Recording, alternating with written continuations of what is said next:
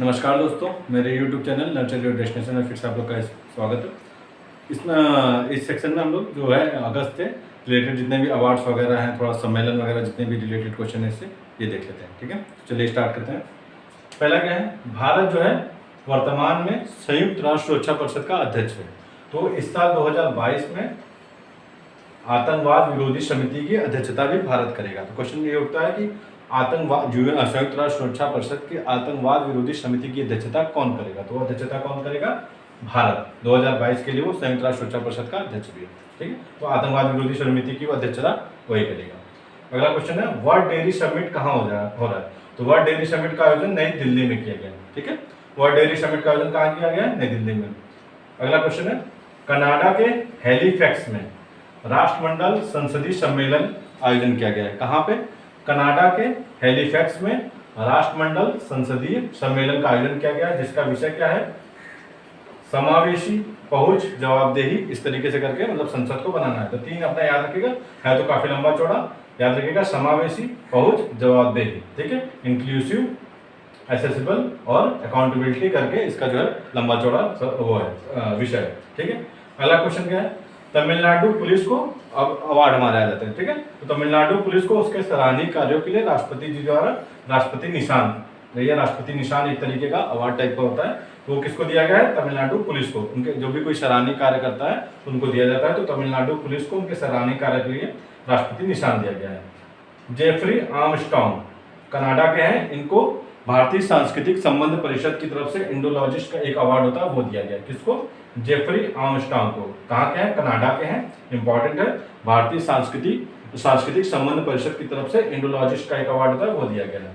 दलाई लामा सभी लोग जानते हैं, सबसे बड़े धर्मगुरु हैं। इनको लद्दाख का सर्वोच्च सम्मान दिया गया। लद्दाख का सर्वोच्च सम्मान, लास्ट में उसके डस्टन है। पूरा नाम याद करके क्या करेंगे, बस लास्ट का याद रखिएगा। डस्टन अवार्ड का नाम है। मैंने आपको यही पूछेगा कि लद्दाख का सर्वोच्च सम्मान किसको दिया गया? तो दलाई लामा को दिया गया। ठीक है, उसका अगर नाम बाय द वे पूछेगा तो नहीं, अगर पूछ दे तो डस्टन से याद रखिएगा। ठीक है, वर्जीनिया की आर्या वाल्वेकर, वर्जीनिया की आर्या वाल्वेकर, इंपॉर्टेंट क्वेश्चन है, याद रखिएगा। उनको miss India USA, miss India USA मतलब अमेरिका के मिस इंडिया का 2022 का खिताब दिया गया। किसको? वर्जीनिया की आर्या वाल्वेकर को। ठीक है, शशि थरूर सभी लोग जानते हैं, कांग्रेस के बड़े अच्छे खासे नेता हैं। इनको फ्रांस का सर्वोच्च सम्मान दिया गया है।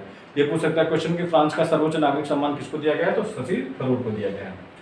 दादा भाई नेरोजी ब्रिटेन में जहां पे रहते थे, जिस घर को, उसको ब्लू प्लैक या नीली पट्टिका का सम्मान दिया गया है। ये एक्चुअली जो ब्रिटेन के जितने भी राष्ट्रीय धरोहर टाइप के वो स्थलाकृतियां होती हैं उनको दिया जाता है। तो दादा भाई नेरोजी का जिस घर में रहते थे वहां पे ब्रिटेन में, उसी को ब्लू फ्लैग या नीली पट्टिका का सम्मान दिया गया।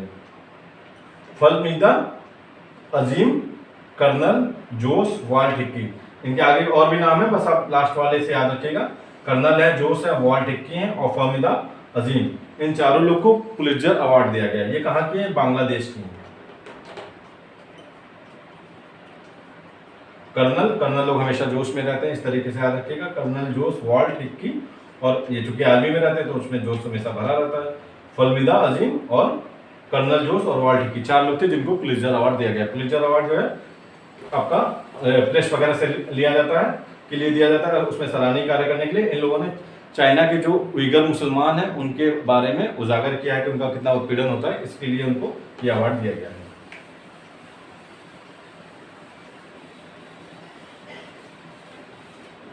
अगला है करीम और एलेक्सिया,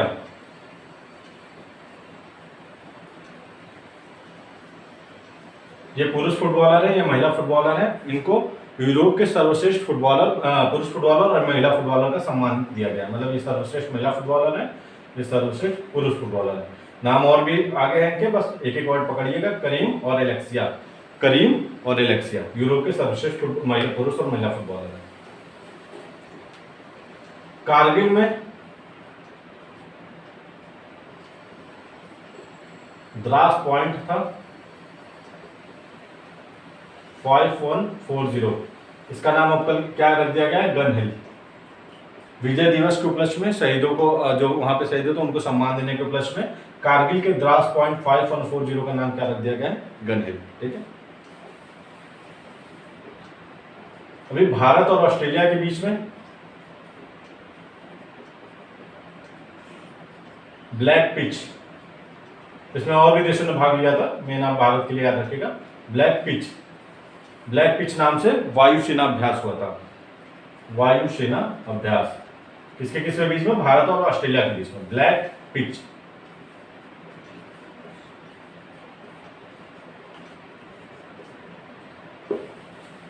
भारत सरकार का ये उद्देश्य है कि 2025 तक मिग 21 विमानों को जो है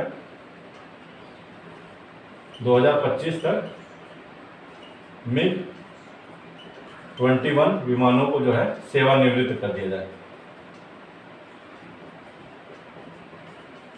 ये पूछ सकता है मिग 21 विमानों को कब तक सेवानिवृत्त करना है, तो 2025 तक। ठीक है।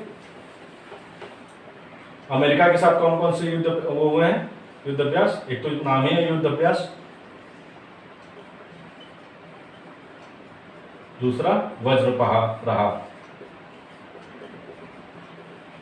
ये आपका हिमाचल प्रदेश में हुआ है, बकलोह एक जगह है, ये आपका उत्तराखंड में ओलिव। ठीक है। युद्ध अभ्यास आपका उत्तराखंड में हुआ है और वज्र प्रहार हिमाचल प्रदेश में, ये अभी रिसेंट में हुए हैं अगस्त में। एक है आपका एक्सिस स्काईलाइट,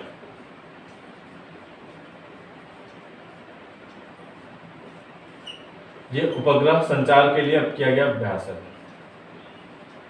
ठीक है। एक्स स्काईलाइट ये किसके लिए किया गया है? उपग्रह संचार के लिए। नाम पूछ सकता है कि उपग्रह संचार के लिए कौन सा अभ्यास किया गया, तो एक्स स्काईलाइट। अगला जो डिफेंस एक्सपो कहाँ होगा? गुजरात के गांधीनगर में।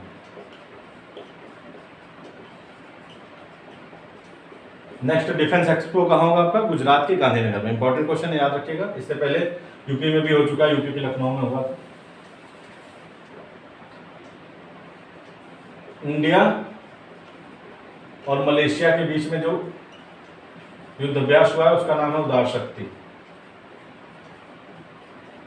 और भारत के HAL ने, हिंदुस्तान एरोनॉटिक्स लिमिटेड ने यहाँ पे कार्यालय बनाने के लिए मलेशिया से समझौता किया। ठीक है। हिंदुस्तान एरोनॉटिक्स लिमिटेड ने अपना कार्यालय बनाने के लिए मलेशिया से समझौता किया है और इंडिया मलेशिया के बीच में जो सैन्य अभ्यास हुआ है उसका नाम है उदार शक्ति। एक रूस का सैन्य अभ्यास है वोस्तोक,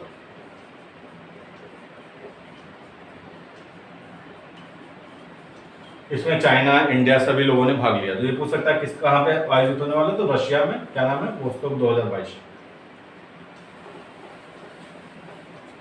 एक और है, हाँ, एक इंडिया ने रशिया से एक बम खरीदा है, अभी बात चल रही है TU-160। ये पूछ सकता है कि ये बम किसने, क्योंकि अमेरिका की इस पे कड़ी आपत्ति जताई जा रही है, तो इसलिए ये पूछ सकता है कि ये बम इंडिया ने किसके साथ खरीदा है, तो रशिया के साथ। बम का क्या नाम है? TU-160 नाम है। ठीक है। एक और लास्ट है आपका स्वदेशी विमान वाहक पोत, न्यूज में आजकल पढ़ ही रहे होंगे, विक्रांत। ठीक है। कहां पे इसको मिशन किया गया? कोच्चि में। बहुत इंपॉर्टेंट क्वेश्चन है। क्या नाम है? स्वदेशी विमान वाहक पोत का नाम है विक्रांत। कहां पे इसको कमीशन किया गया? कोच्चि में। मतलब कोच्चि में इसको भारतीय सेना में शामिल किया गया। ठीक है। तो ये आपके जितने भी इंपॉर्टेंट क्वेश्चन थे वो हो गए। एक और इसका सेशन हम लोग कर लेंगे, तो उसमें जितने भी और बचे हुए क्वेश्चन हैं वो देख लेंगे। तो अगस्त के जितने भी इंपॉर्टेंट क्वेश्चन रहेंगे वो हमारे पूरे हो जाएंगे। तो मेनली अगस्त और सितंबर से आपके क्वेश्चन ज़्यादा आने की संभावना है, और बाकी मई जून की भी आप लोग देख लीजिएगा। ठीक है। Thank you.